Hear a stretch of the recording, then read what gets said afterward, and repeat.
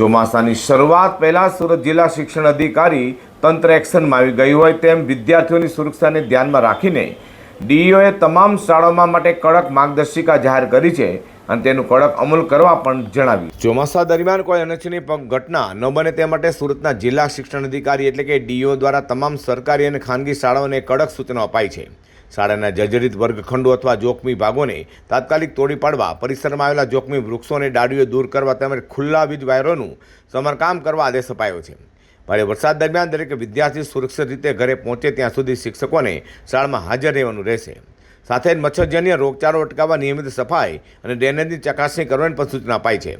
સુરક્ષામાં કોઈપણ પ્રકારની બેદરકારી સામે આચાર્ય અથવા સંચાલકો વિરુદ્ધ શિસ્તભંગના પગલાં પણ લેવાશે તેમ જણાવ્યું છે। રાજ્ય સરકારમાં પ્રાથમિક શિક્ષણ નિયામક શ્રીની કચેરી દ્વારા એક સર્ક્યુલર બહાર પાડવામાં આવ્યો છે, જેની અંદર વિદ્યાર્થીઓની સેફટીને ધ્યાનમાં રાખી ચોમાસા પહેલાં કેવી તકેદારી રાખવી જોઈએ તે માટેની સૂચનો કરવામાં આવ્યા છે। વિદ્યાર્થીઓને સેફટીને ધ્યાનમાં રાખી અને કોઈપણ પ્રકારની વિદ્યાર્થીઓને મુશ્કેલી ન પડે તેની તકેદારી રાખવા માટે જણાવવામાં આવ્યું છે। શાળાની અંદર કોઈપણ ભાગ જર્જરિત હોય તો તેનાથી વિદ્યાર્થીઓને દૂર રાખવાનું, તેને કોર્ડન કરવાનું। આ ઉપરાંત કોઈપણ વૃક્ષો છે તો તેની ડાળીઓ નમેલી હોય તો તેને કપાવવા માટેની પણ કાર્યવાહી કરવા માટેનું જણાવવામાં આવ્યું છે।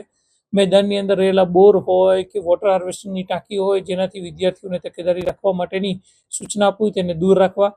ઇલેક્ટ્રિકનું વાયરિંગ જે છે જેથી કરીને કોઈપણ શોર્ટ સર્કિટ ન થાય અથવા તો એમસીબી સ્વિચની પણ એ બાબતની ચોકસાઈપૂર્વક ચકાસણી કરી લેવી જેથી કરીને કોઈપણ વિદ્યાર્થીઓને ઇલેક્ટ્રિક બાબતે પણ કોઈ તકલીફ ન પડે। આ ઉપરાંત વિદ્યાર્થીઓને અતિવૃષ્ટિ બાબતે પ્રાર્થના સભામાં એનાથી અવેર કરવા જેથી કરીને વિદ્યાર્થીઓને કેવા પ્રકારની તકેદારી રાખવી જોઈએ તેની પણ માહિતી મળી શકે। શાળાના શિક્ષકોને હેડક્વાર્ટર ન છોડવા માટેની પણ સૂચનાઓ આપવામાં આવી છે। વિદ્યાર્થીઓ જો વધુ વરસાદ પડે તેવા સંજોગોમાં આચાર્યશ્રી દ્વારા શાળા કક્ષાએ વિદ્યાર્થીઓને રજા જાહેર કરવા માટેની પણ સત્તા આપવામાં આવી છે। એટલે નાનામાં નાની બાબતોની અવેર કરવા માટેની સૂચનાઓ આપવામાં આવી છે જેથી કરીને વિદ્યાર્થીઓની સેફટીને ધ્યાનમાં રાખી તમામ પ્રકારના પગલાઓ લઈ શકાય। ત્યારે હવે જોવું રહ્યું કે ચોમાસા પહેલા શિક્ષણ અધિકારીએ જારી કરેલા ગાઈડલાઈનનું કેટલી શાળાઓ પાલન કરી છે।